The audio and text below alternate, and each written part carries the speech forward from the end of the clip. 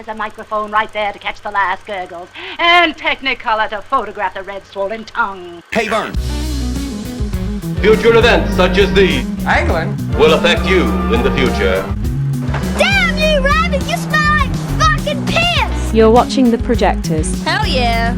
A film fan program discussing a variety of movies from history and around the world. What do you think of this boner I got? Featuring your hosts, Bob Sham. When you're Scandinavian, flopping out your mommy milkers is nothing. And Angela. If they were just gun perverts, this would be fine. Party! Thank you for selecting The Projectors. I want French pancakes like at IHOP. And now a preview of our film discussion. It is an art, choosing gladiators.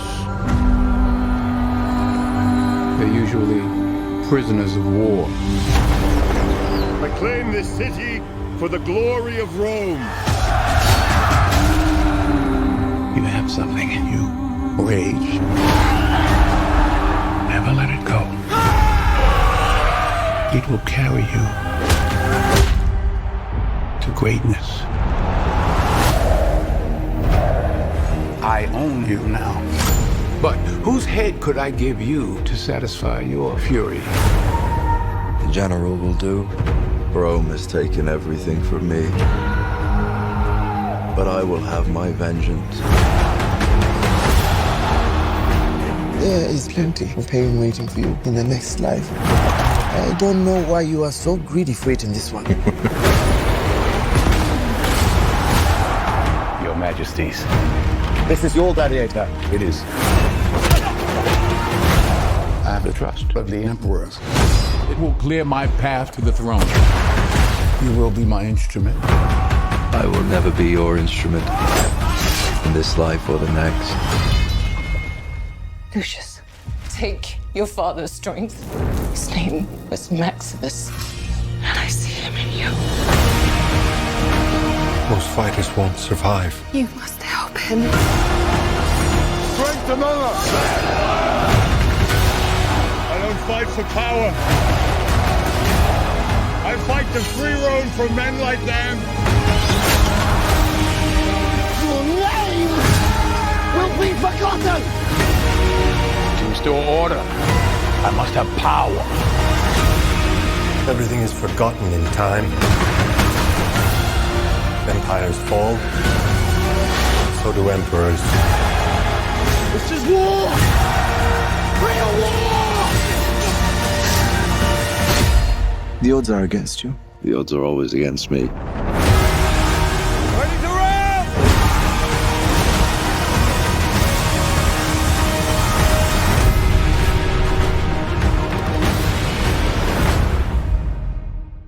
Oh, welcome to The Projectors. That is our name now, The Projectors. It's no longer Movie Humpers, no more Cum Drip font.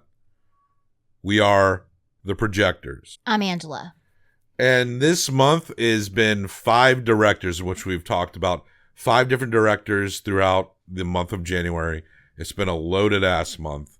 But let me tell you, Gladiator II, the movie we're talking about today, the last of our Ridley Scott, our last 4 by Ridley Scott series, came out around Thanksgiving just this past year.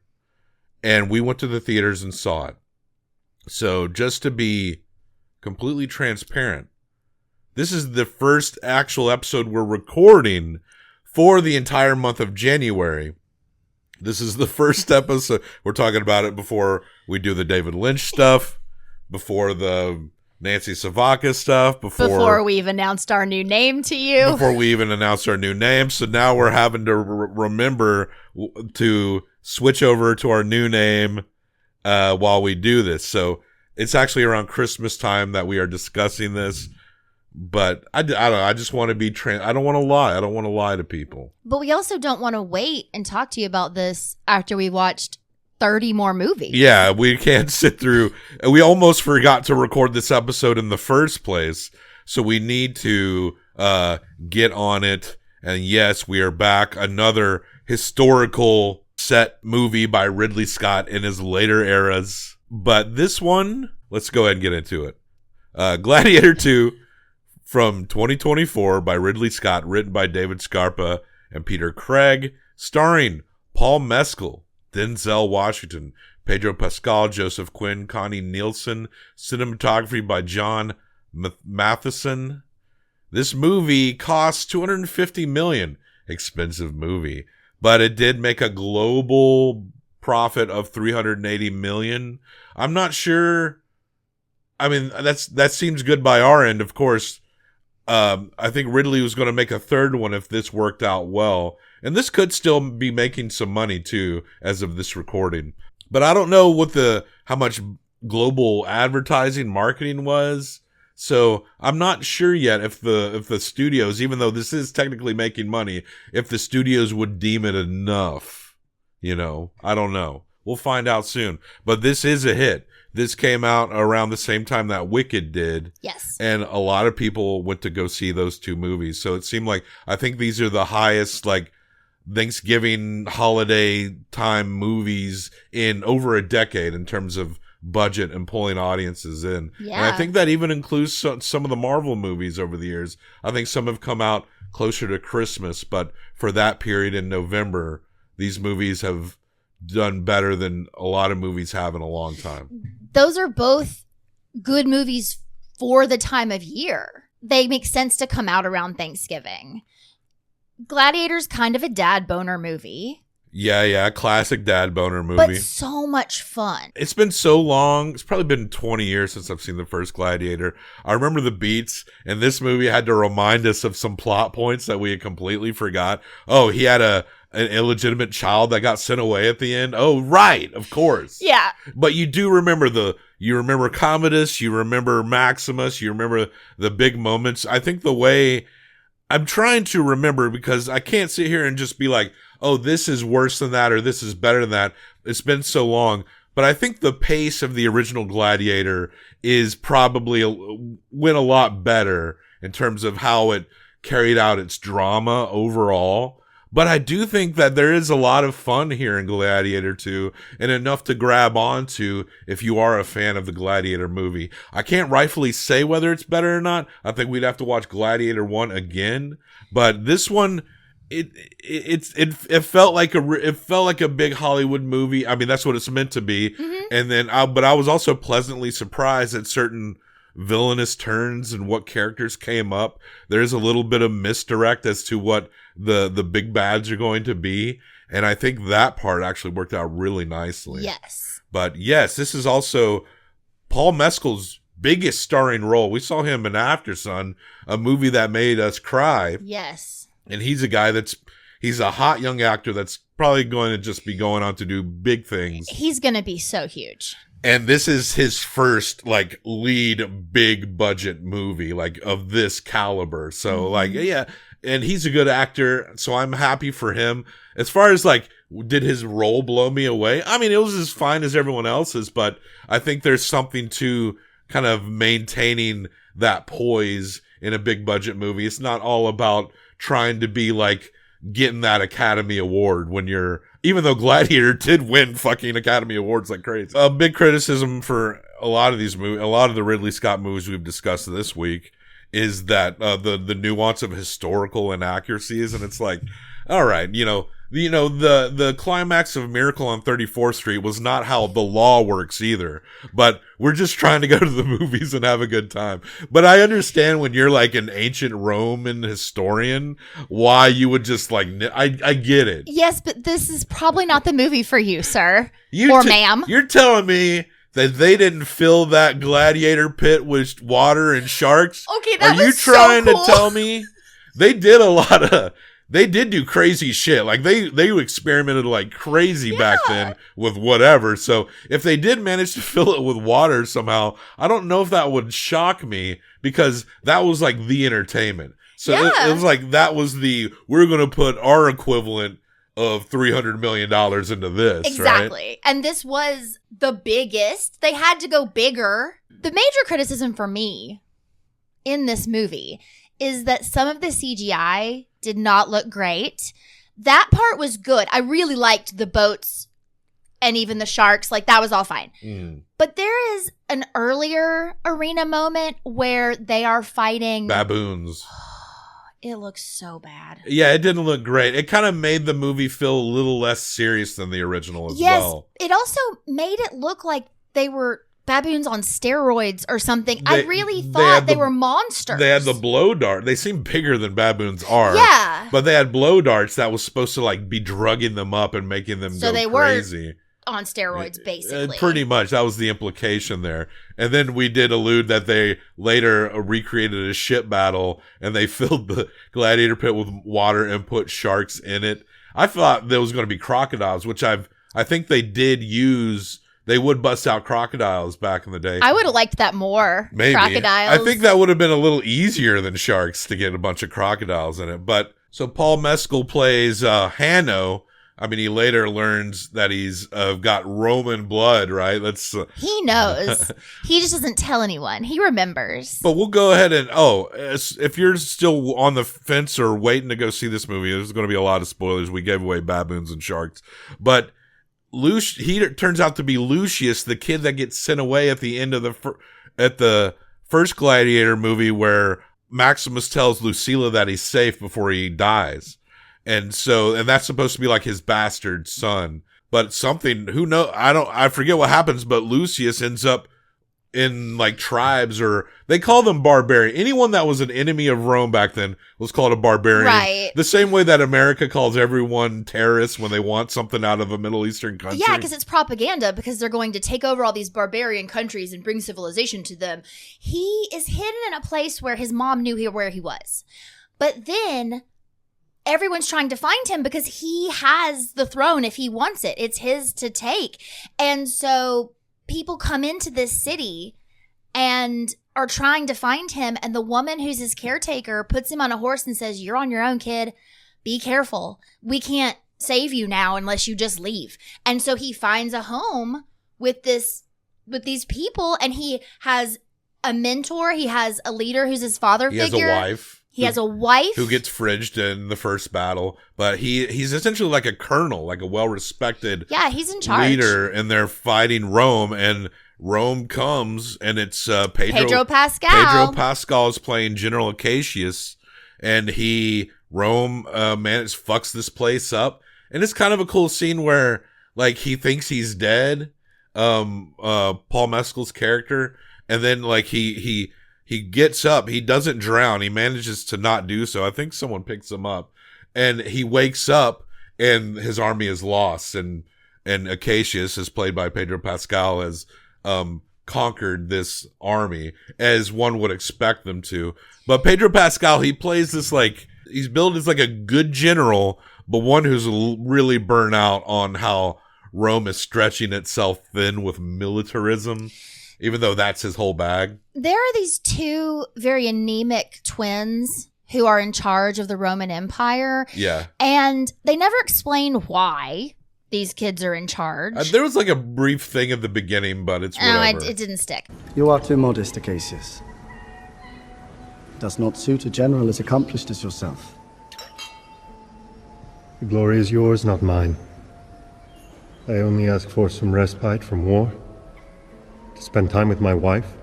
Your wife, yes. Remember the privileges we have granted her? Where is she now to ignore such an occasion? One of them is losing his mind because he has syphilis, we think, because he does. But the words they use are great because it's the sickness in his loins has spread to his brain. And this is pretty. These characters, they're like, if you've seen Game of Thrones, picture like the emperors of Rome are two Joffreys, essentially. And one is crazy. And Hanno, he ends up being sold into slavery. He's real fit, so he gets sold into being a gladiator. Well, he gets noticed by Macrinus, who is played by wonderful Denzel Washington. He is Denzel Washington. He is good in this movie, and I think his character even gets better and better as the movie goes. It's always so. I mean, he's not a good guy when we meet him, but he seems like one of these guys that's like politically savvy. Like he manipulates the machinations. Like he doesn't seem like the ultimate villain. He seems like somebody you can't trust, but you can kind of admire how skillful he is. Yes, and there's a moment where you think he's going to take Hanno under his wing and be another father figure for him, someone who understands where he's coming from and can give him what he wants, because he does say, what do you want? And what he wants is Pedro Pascal dead. He wants to kill him. And he tells him, okay, you give me what I want and I will make sure that you get what you want. Well, people start doing some math. Pedro Pascal's character ended up marrying Lucilla. So he's his stepdad. Who's played by Connie Nielsen. And Connie Nielsen's Lucilla comes to the conclusion on her own, knowing after seeing this new Gladiator in action, that she pieces things together and realizes that is her son Lucius, who was sent off to be protected. But of course, Macronus, Denzel Washington, he's also figured it out. If she's smart enough to figure it out, he's definitely smart enough to figure it out.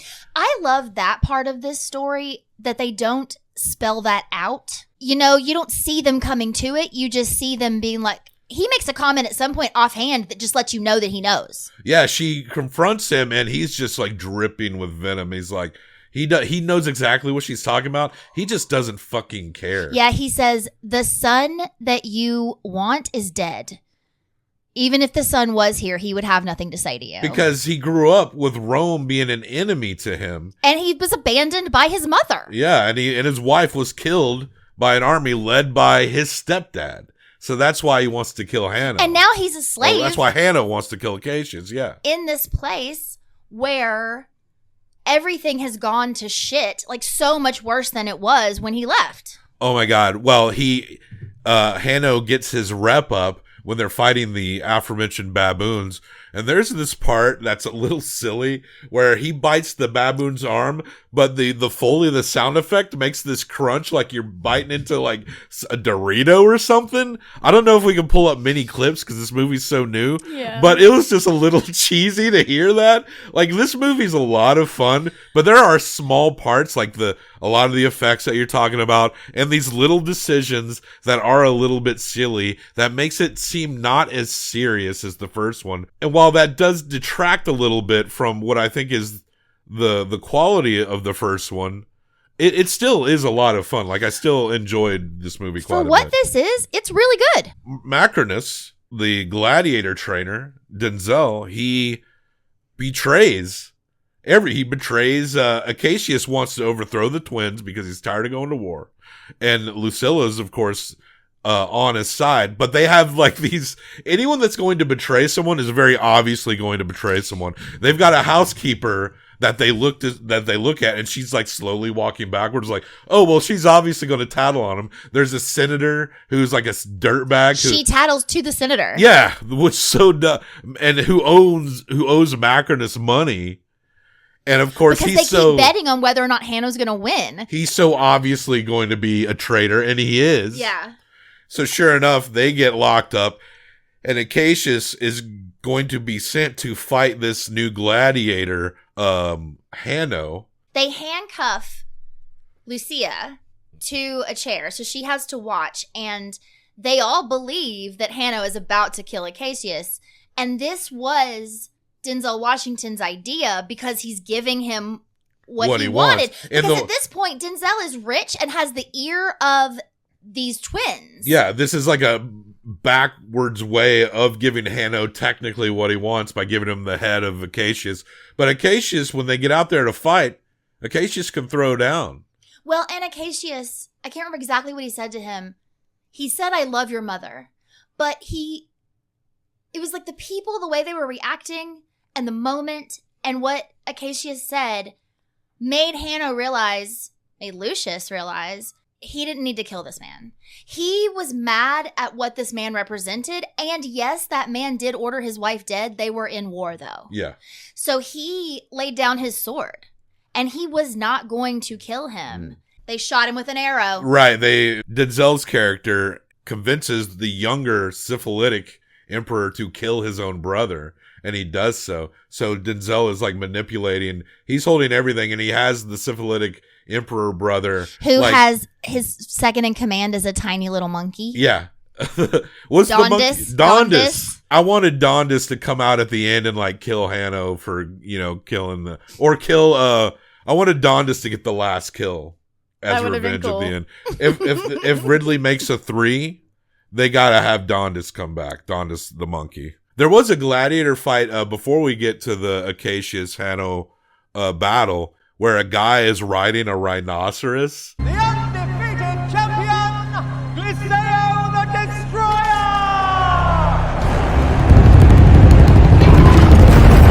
I mean, this is the kind of stuff that, like, those effects are a little better than the others, but this is kind of really what you want, right? Mm-hmm. When you're wanting, who cares if you could actually ride a rhinoceros or not? It just looked cool as fuck.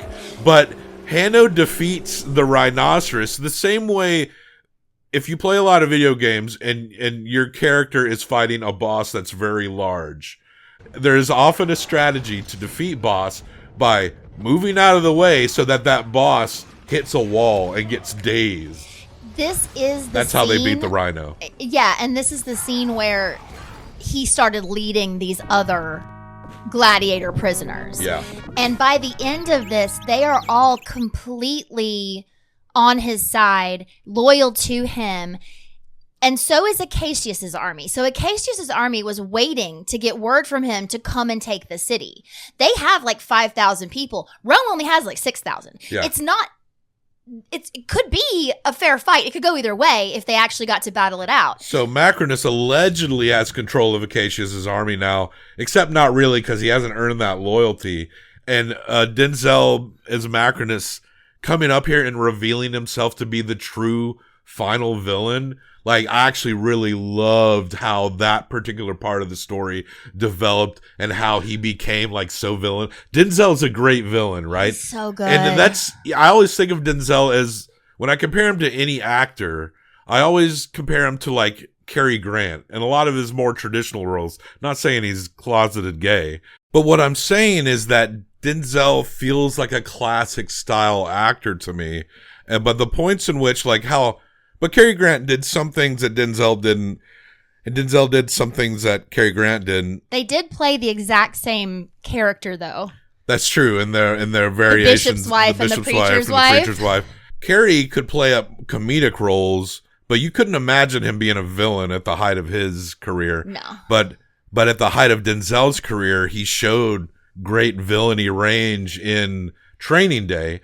And if you really like that movie and if you thought Denzel as a villain is compelling, then Gladiator II is the movie for you. If you loved him as Macbeth, yeah, he was he was Macbeth amazing in Macbeth. I gave that movie a 5. Yeah, that's pretty. His performance in terms of overall word of mouth that we've heard around over that Coen adaptation of Macbeth, we feel like it's pretty underrated. Yes, you know? I think it's brilliant. Well, we have to come to a showdown between Macrinus and Hanno, who is pretty much calling himself Lucius at this point, and the armies are just kind of standing down. He's got his daddy's gear on. He went down to where he's buried. Yeah, they got like a little shrine. They've carved his name out. But they got a shrine of his gear that he wore. So yeah, he steps up to Macrinus and fucking slays his ass. And the way Denzel falls back into the water after he dies, and like the way he's just going down, the way he dies, that it made it seem very rewarding if you're really rooting for the Hanno character. Absolutely. But the way he went out, I thought it was just real sharp, real cool, like, and I just loved his, he was already kind of villainous, but then he was just like, no, I'm the guy, but he grabbed a little too much of the world, right? He grabbed a little too much of the world, and so he ended up getting took. So I guess Hanno, who's now going by his name Lucius, is going to be Emperor of Rome. So. But he wants to set up a democracy run by the Senate. Yeah. He doesn't want to be a dictator. Yeah, he doesn't want to be like a traditional emperor as they have established. One thing that the historical guys might say, I mean, there's a bounding of exceptionalism in here, in the sense that everyone is pretending like that they have trouble with the things that is the reason why Rome was as big as it was. Like, yeah, you're a general, you're going to kill people. It doesn't matter who the emperor is. You motivate your population by going around and killing who you call barbarians. It's not going to be any different for Lucius than it was for the syphilitic twins, unless or whatever. he says, let's stop conquering people. But right, it's like, right. I mean, Rome is similar to the U.S. in that it's over-invested in its militarism to the extent that, like, it's going to become its own downfall in the long run. And that was Acacius' whole thing. He said, they don't need more. Yeah. They just keep taking. Acacius was like when Eisenhower was warning us not to overinvest in the military-industrial complex. Like, because he's like, look, I'm a general. I've been to war. But you don't want to put all your eggs into militarism. All right? And I guess Acacius is kind of like that. If only people listened to men like that. Lucius is I assume Lucius or Hanno is more like Obama in that he's going to run as a populist, but then just fucking kill people just like everyone else does in foreign countries. He will have his mom as his advisor, so. There you go. Gladiator II from 2024 by Ridley Scott. I do think there are some things that make it a little different in a worse way from what I remember of the first one, but I can't really judge them against each other until I watch the first one again. But I will say that I had a lot of fun at the movie. It was a good time at the movies watching this. I think it's if you weigh the balance of the great Hollywood action feel and the weird CGI that made it feel sometimes unserious, certain things that kind of made it feel unserious, but then you got the great roles by Denzel, and a lot of the actors here were great. I think I can sneak it up to a 3.5. That's exactly what I was thinking. So it's a solid 7 movie. Yeah, totally. All right. And in a last minute, I added a 0.25. It is actually a 7.25. So it made it to a 7.25. Okay. I decided to make it a 3.75 because I think a 7.25 is right. Yeah, I'm still staying at a 3.5, but that feels good. That's why. Well, that's why I didn't make it a 7.5. Yeah. Where are we at with? With movies like Ferris Bueller's Day Off, Go Zoo, The David Gordon Green Halloween, Dungeons and Dragons Honor Among Thieves, Fair, Deep Red, Existence, Killer Clowns from Outer Space, Love Lies Bleeding, Paranoiac, The Goonies, White Christmas. It's at least as good as those movies, if not better. If not more fun. Yes, Gladiator 2 is fun at the very least. So if that's your bag, if that's your satchel, that's your tunic, hit it up, bro. Hit it up. I think Denzel added that 0.25 for me personally. I loved him in this movie. He is so good. And he might retire soon, is what he says. I think he's going to do a little bit more Shakespeare. He's so good. And then he's going to do 1 or 2 more movies, and that's it, I think. So that does it for 5 directors. What a great month of great movies. And Ridley, I don't know what we thought of the first 3 yet, but this one might be his best one in a while. I think. Maybe. Anyway. We're doing next month is Body and Soul, black directors, black leads, all February long. So amazing. So hit that up. It is next. I don't know what you've been saying to sign off all month long. Are you not entertained? Thank you for watching The Projectors. Click the subscribe button if you haven't already done so. We are available on YouTube and podcast. You can also support the show by liking, leaving comments, reviewing, sharing, and never questioning Bob when he claims that certain characters in movies are like autism. We love you. Goodbye. Re Victus. General.